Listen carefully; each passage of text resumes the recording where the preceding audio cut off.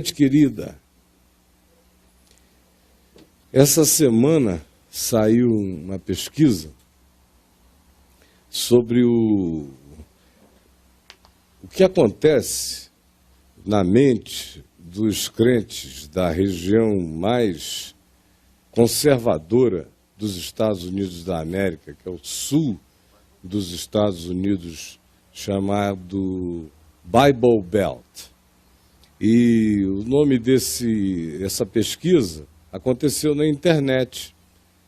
E por causa da quantidade de acessos de cristãos a um determinado site, eles ficaram monitorando e surgiu um artigo daí, publicado, eu creio que anteontem ou ontem, numa revista, no Jornal Americano Eletrônico, muito interessante, chamado Googling God, que é buscando por Deus no Google.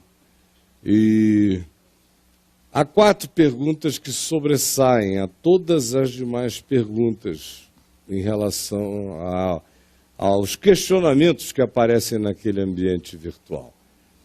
Número 1, isso, imaginem, numa população de evangélicos do sul dos Estados Unidos, do Bible Belt. Primeira pergunta é: quem criou Deus?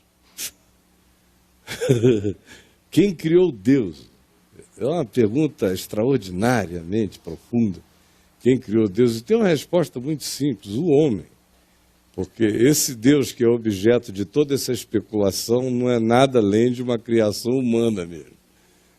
O homem criou esse Deus aí. Segunda pergunta, que mais aparece lá, é: por que Deus permite o sofrimento?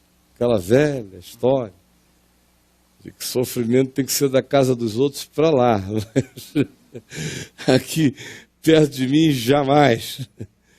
E eu quero viver num ambiente natural mais fisicamente previsível possível, e não incluo na previsibilidade do ambiente natural a possibilidade da anomalia, da disfunção, de um monte de outras coisas, tanto quanto de acidentes e coisas que façam emergir a impressão de sofrimento e de dor. Terceira pergunta: por que Deus me odeia assim? A maioria dos crentes está com essa séria impressão de ser odiada por Deus. É muito interessante, porque mostra o que eles estão ouvindo acerca desse Deus. Deus esse que é tão inconcebível, que eles perguntam: quem será que o criou? Ora, esses mesmos que pregam para vocês e fazem vocês ficarem com a impressão de que Deus odeia vocês horrivelmente. E a última pergunta, depois dessa, de por que Deus me odeia tanto, vem a quarta em importância: é: por que Deus precisa tanto de música, de canto e de louvor, louvor, louvor, louvor, louvor? Por que ele precisa tanto disso? E realmente é Deus mesmo que diz: eu não preciso de nada disso. Quem me dera houvesse alguém que fechasse as portas do que vocês chamam minha casa, porque do jeito que vocês vêm, mecanicamente trazendo isso, não façam nada.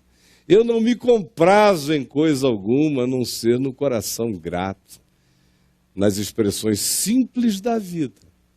É o espírito de todo o ensino do Evangelho e de toda a Escritura, especialmente a repetição que diz: misericórdia no trato, nas relações, é o que eu quero de vocês, e não sacrifícios e sacrifícios, e cultos, como se eu fosse um carente de elogios, eternamente necessitado no meu narcisismo, infinitamente insatisfeito de ser relembrado de dia e de noite que eu sou quem eu sou. Aliás, eu até criei tudo que eu criei por causa da minha solidão, porque eu era uma divindade com síndrome do pânico, em profunda depressão, em algum lugar não lugarizado, de um ambiente não dimensionalizado, estava eu perdido e disse, para que tanto poder, tanta sabedoria, tanta onipresença, se não tem espaço-tempo, nem dimensões, nem presenças para apreciarem a minha santa presença. Então criarei essas presenças e assim me ocuparei, mesmo que sejam horríveis, mas pelo menos serei um Deus ocupado. Por que que Deus precisa tanto de adulação? É porque a primeira pergunta não foi respondida com honestidade. Esse Deus que precisa é o Deus que nós criamos. As crianças vão com a tia Natércia, as crianças de 3 anos para cima, tia Natércia. Vão seguir a tia Natércia até ali atrás, por favor. Todas as criancinhas de 3 anos para cima.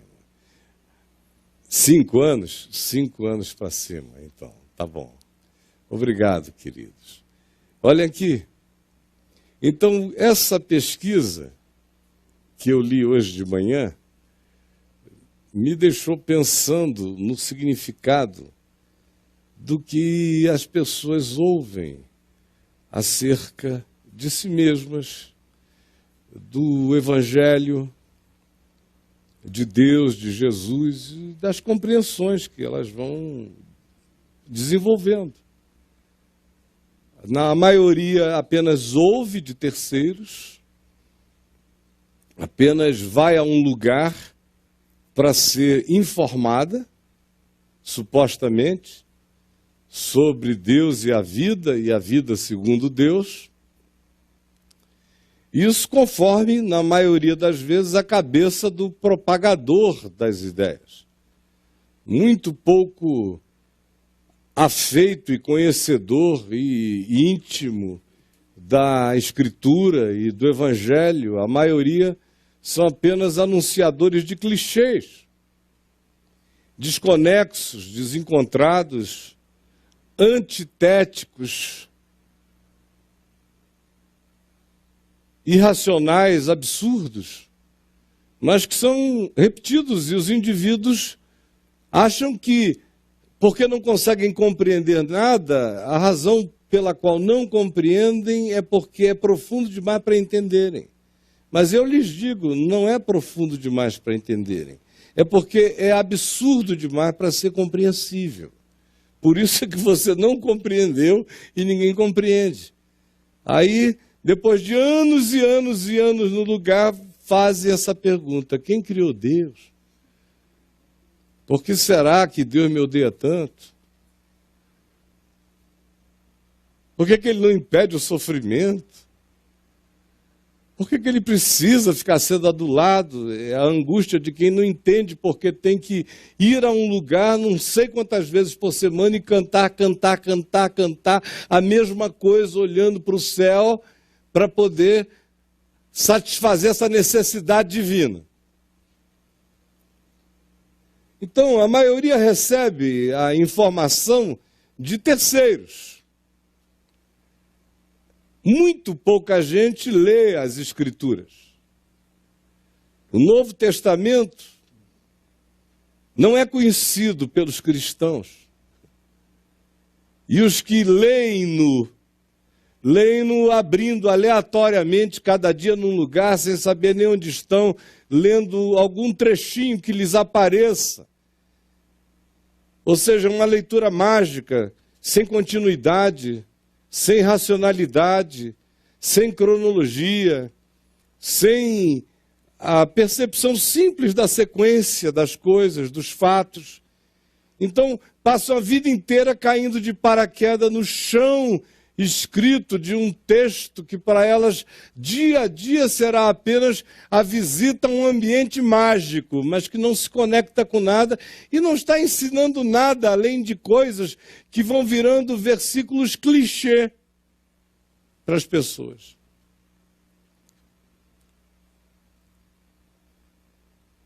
aí não entendem mesmo, não tem nenhuma afinidade nem com a informação de primeira mão.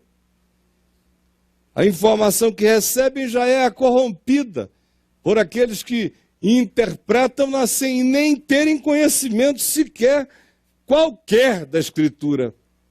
Eu lhes digo com a cara mais limpa do mundo, qualquer, não sabem nada. E são ensinadores de milhões e milhões de indivíduos que daí em diante dizem, recebi Jesus.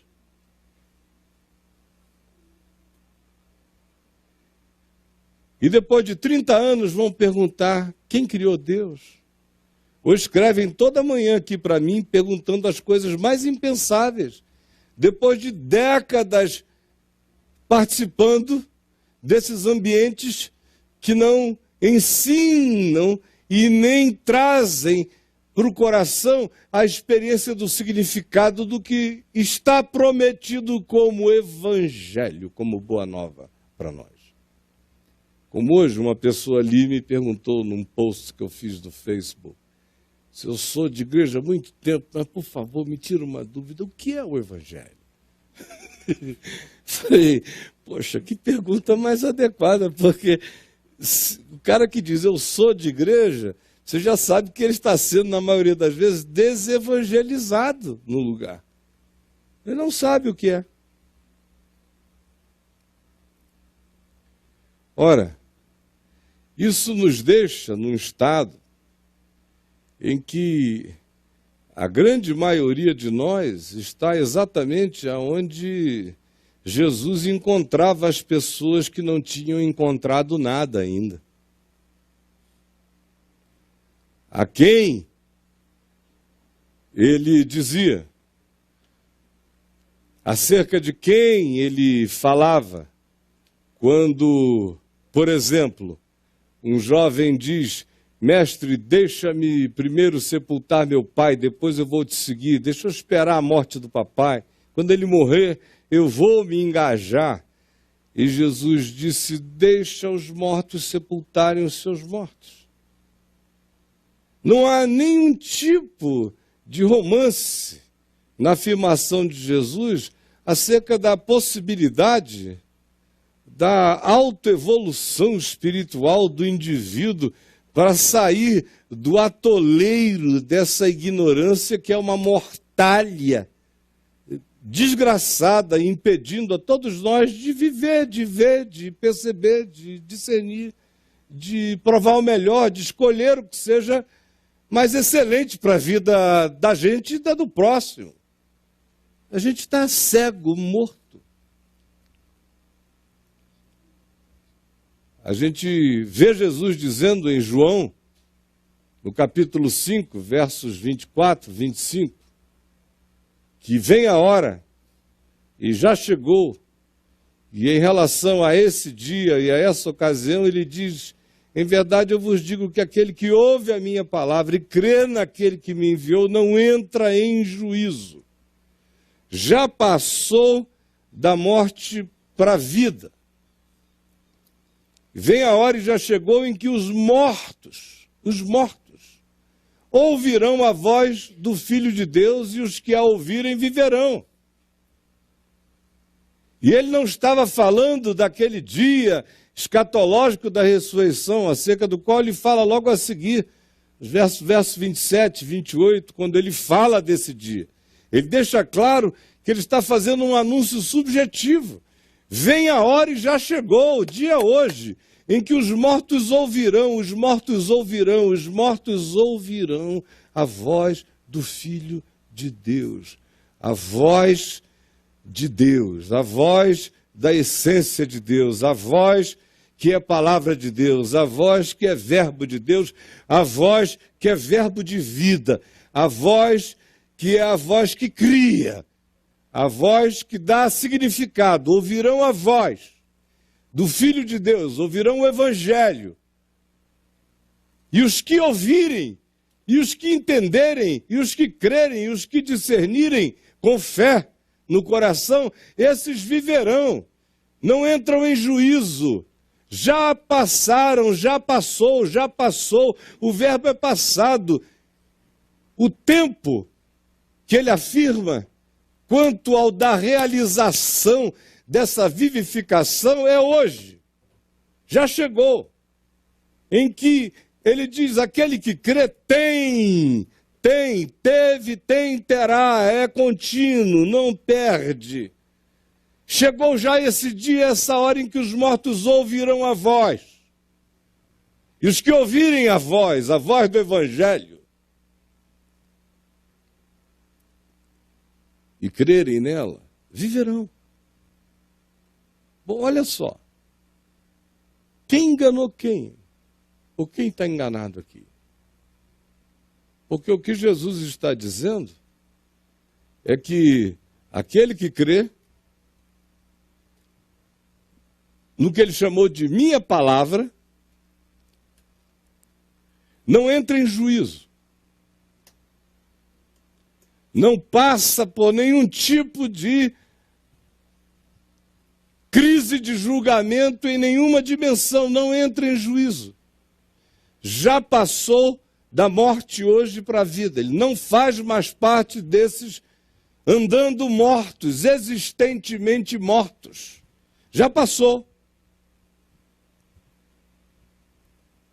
E ele, ao afirmar isso, está me dizendo que tem que ter uma qualidade existencial em mim, que eu preciso verificar se em mim existe, a fim de que eu saiba, ou discirna, ou tenha coragem de me perguntar se em mim, de fato, houve essa ressurreição.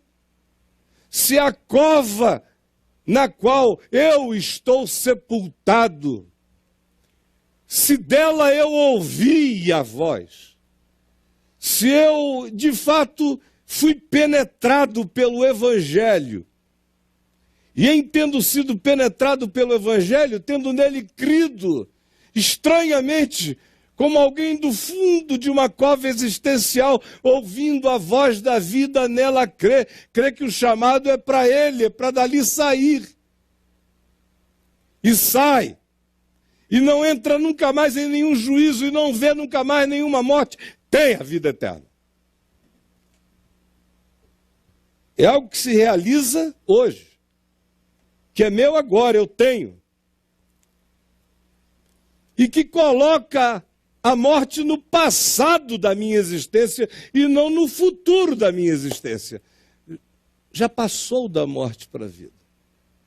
Considera o que seja de fato a morte que mata, e a morte que mata não é a que leva meu corpo, a morte que mata é aquela que eu não sinto, é aquela na qual eu existo sem perceber. Mais adiante, no Novo Testamento, a gente vê Paulo dizendo, por exemplo, aos Colossenses, no capítulo 1, no verso 23, ele vos deu vida, ele, o Senhor, Deus Criador, vos deu vida,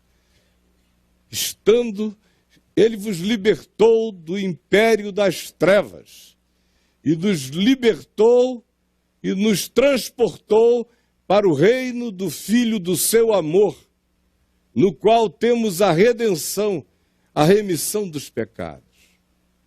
Outra vez se trata de uma ação completa. Ele nos libertou do império de trevas mentais e espirituais, sobre os quais Paulo falará um pouco mais adiante, nos libertou e nos transportou, é tudo passado. Me tirou disso e me transportou para uma outra dimensão e possibilidade real, que é a experiência do reino. Do reino. Jesus disse que o reino de Deus está dentro de nós, e não estaria hoje entre nós com visível aparência, mas apenas na interioridade do coração. Nos transportou aqui dentro de um lugar de escravidão, de culpa, de angústia neurótica, de dominação, despótica despótica, de pecados e condicionamentos e incapacidades de se resolver, e nos transportou, nos libertou e nos transportou para um lugar de pacificação, para um reino de certeza de paz, de confiança. Já aconteceu, tem que ter acontecido. Quem enganou quem? Foi o evangelho que prometeu demais e não entregou, ou somos nós que de fato não fizemos a viagem da experiência dessa promessa? Quem enganou quem?